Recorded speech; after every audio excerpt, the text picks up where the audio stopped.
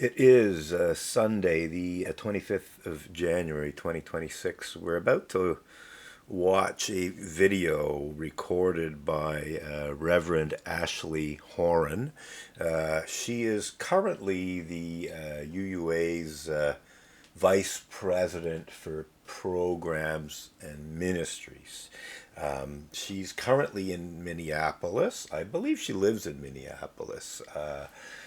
But in any case, she's participating in the resistance to the ICE agents, going around arresting people and so on.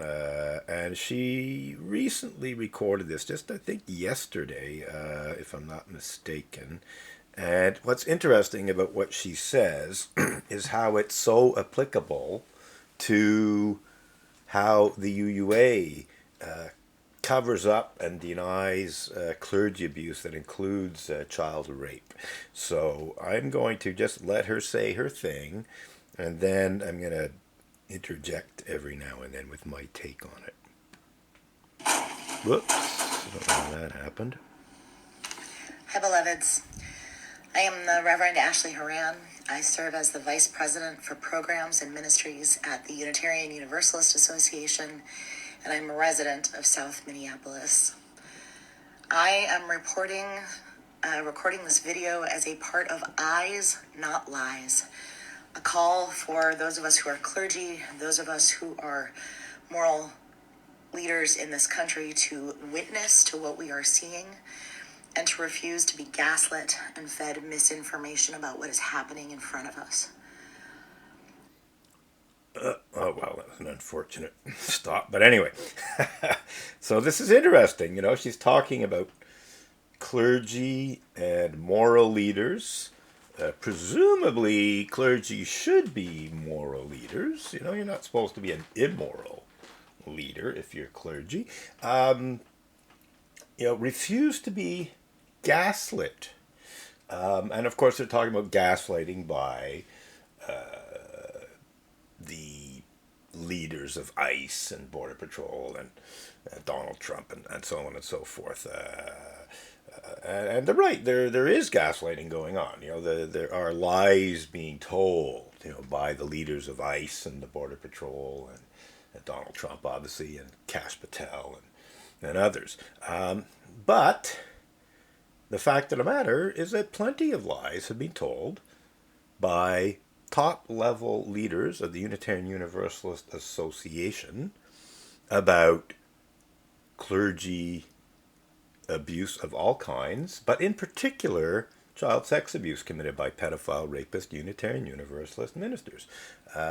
Most notably, perhaps, is the lie that UUA moderator Jim Key, also known as risk management consultant James See No Evil Key, inserted into his first moderator's report in 2014 in front of the General Assembly of the Unitarian Universalist Association. Jim Key inserted what was supposed to be a UUA Board of Trustees official apology for clergy sexual misconduct into the middle of his first moderator's report. That so-called apology was less than honest, to say the least. He minimized clergy sexual misconduct in general.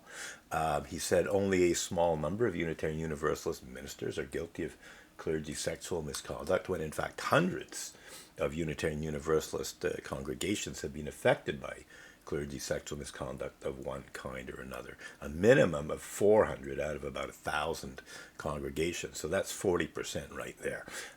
But in fact, the real number of cases of clergy sexual misconduct in terms of the number of congregations that have been affected, and sometimes they've been affected like more than once, like 2 or 3 times by 2 or 3 different ministers over a span of some decades.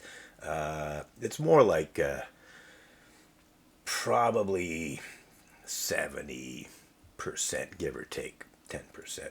And if we go by today's standards for what constitutes clergy sexual misconduct, well, quite frankly, it's almost inconceivable that there's a single Unitarian Universalist church that has not been affected by clergy sexual misconduct, or at least where clergy sexual misconduct has occurred by today's standards. So let's just keep going here.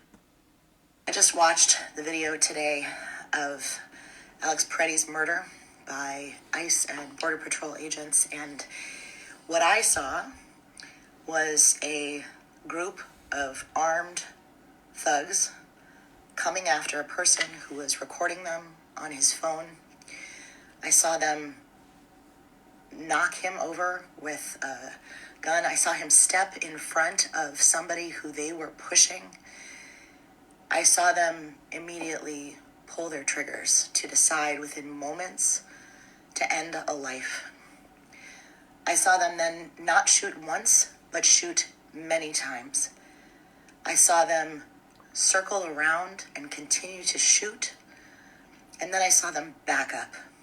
I saw them move away, and I saw them recoil at what they had just done. Well, I don't disagree with what Reverend Ashley Horan is saying here. You know, what she saw in the videos. It's pretty close to what I saw too. I could quibble over one or two things she just said. I think she's inserting some speculation in there, you know, like them recoiling at what they did. Well, did they really recoil at what they did?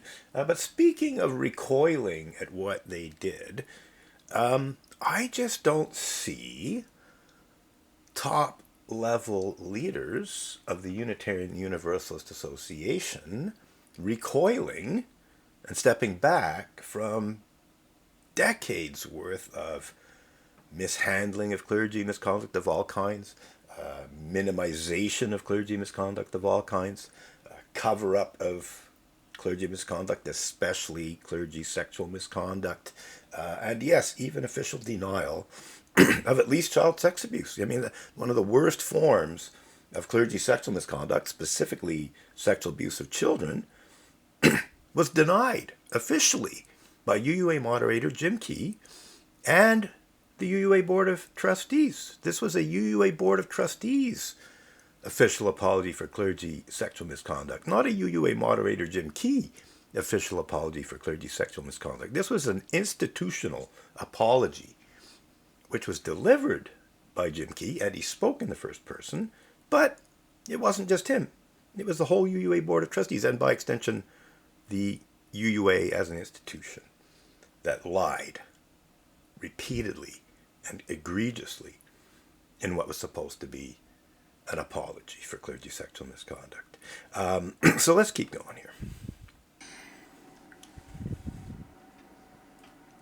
I think it's important for us to, in the midst of government lies and government narratives that are absolutely anathema to the truth, to simply witness to what we have seen. They cannot take our truth away from us. They cannot tell us that we are seeing things that we are not, that we are seeing. They cannot make us see things that are not there. Right. Pretty much same thing could be said about the lies told by top-level leaders of the UUA, notably UUA moderator Jim Key, but he's not the only one. Now that I remember, there's also Reverend William G. Sinkford, Reverend Bill Sinkford. Maybe I should say, William G. I forgot about Funi Meston Sinkford, because he lied in a blog post. This was not an official pronunciation of UUA, and it was after he was UUA president, even a decade or more after he was president of UUA in the early 2000s. But I think it was 2019 in which he put out this blog post, not that long ago, 6-7 years ago now, in which he claimed that, I can't remember the exact words, but again, he basically said, only a small number, only a few Unitarian Universalist ministers have been accused of clergy sexual misconduct. Well, that's BS, and quite frankly, he's one of them who has been credibly accused, but it got swept under the carpet. But concerning child sex abuse, he said that there was only one case He said this in 2019, and he spoke about a case that was a few years earlier, so 2017. So this is after UUA moderator Jim Key's official apology. Well, guess what? That case was the Reverend Ronald Eugene Robinson case. That's what he's referring to. Reverend Ronald Eugene Robinson was convicted of engaging in sort of a live streamed sexual abuse of a child, like an actual child actually being sexually abused in a live stream, and he was participating in this as part of an audience and even making suggestions and so on. He said he wanted to rape the child. He said he wanted to murder the child. He was caught in an undercover sting, and he was, he pled guilty. So that's that case. But Bill Sinkford knows about previous cases of child sex abuse where ministers were convicted. He knows about the Reverend Mac Wallace Mitchell case going back to the late 80s, early 90s.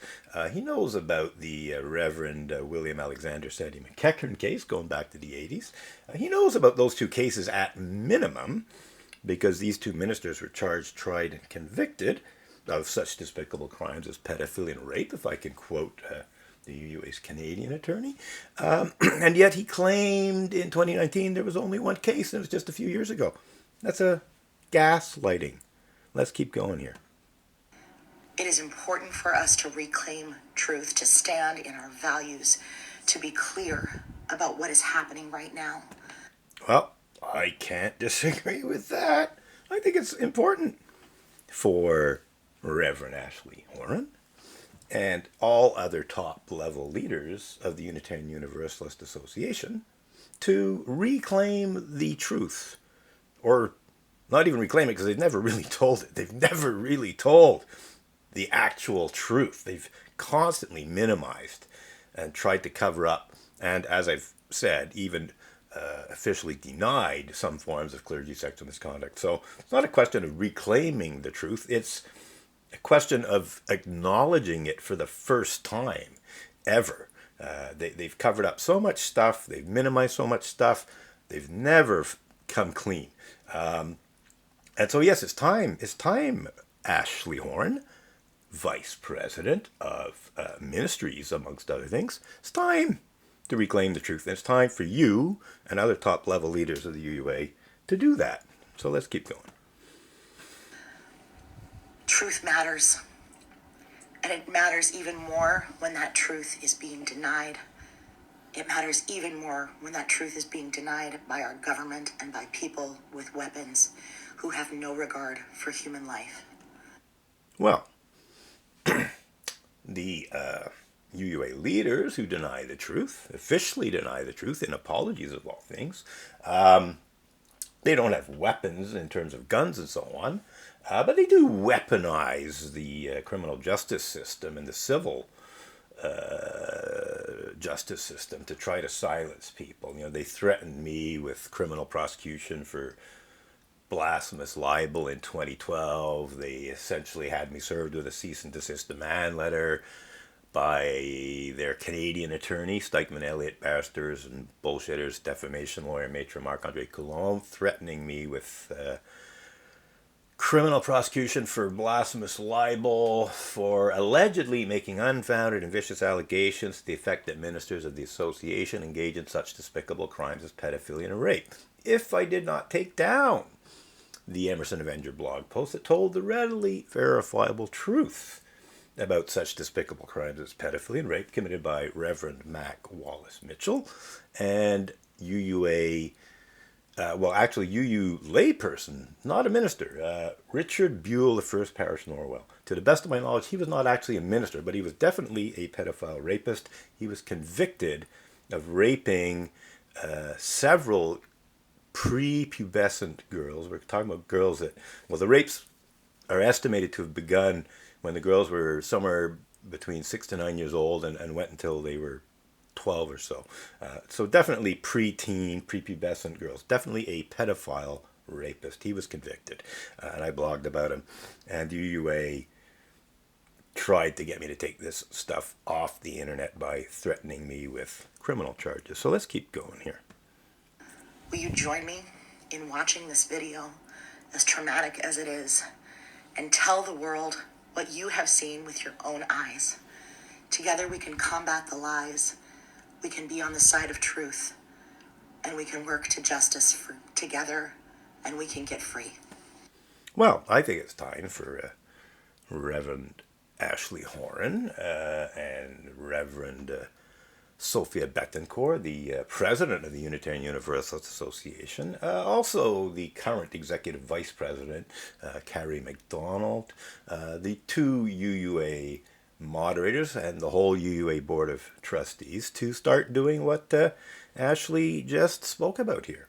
It's time to tell the truth, and it's time to have that international conversation on clergy misconduct. Notice that I left sexual out of it because I do believe that as much as it's atrocious that they cover up and deny clergy sexual abuse of various kinds, clergy sexual misconduct, there's all kinds of non-sexual clergy misconduct that they've never apologized for, some of which is worse than the less serious forms of clergy sexual misconduct. If you go to the bottom end of clergy sexual misconduct, you can be quite sure that some of the non-sexual misconduct is worse than the lower end of the scale of clergy sexual misconduct, but they've never apologized for non-sexual clergy misconduct. So let's have that international conversation on clergy misconduct, Reverend Ashley Horan and UUA President Sophia Betancourt, not to mention the two new UUA moderators in the UUA Board of Trustees. Hi, beloveds. I am the Reverend Ashley Horan. Don't know what happened there. I serve as the Vice President for Programs and Ministries at... Maybe it's a loop. Maybe that was the end. I'm not 100% sure. Let's just run through it. Unitarian Universalist Association, and I'm a resident of South Minneapolis. I am recording this video as a part of Eyes, Not Lies, a call for those of us who are clear. Oh yes, this is a hashtag. Hashtag Eyes, Not Lies.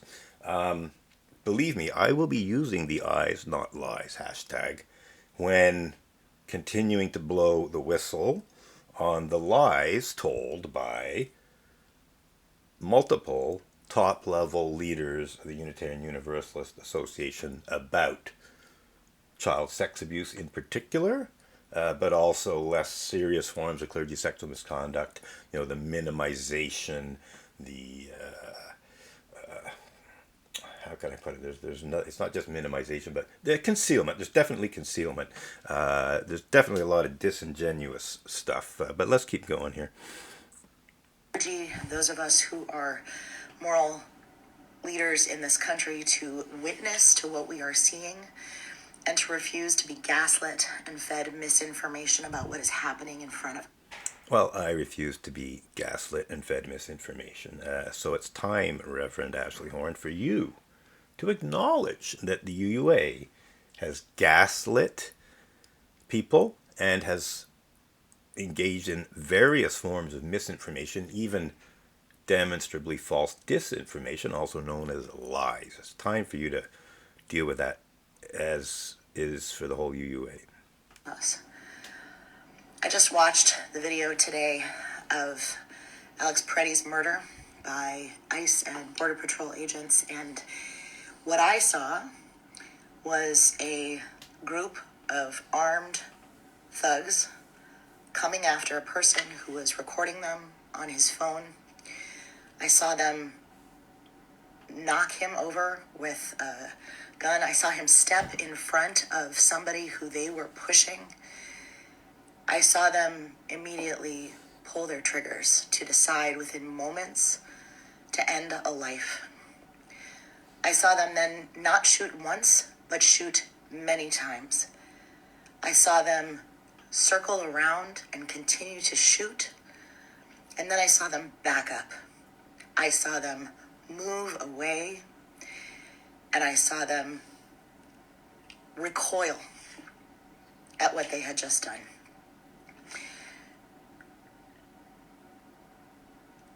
I think it's important for us to, in the midst of government law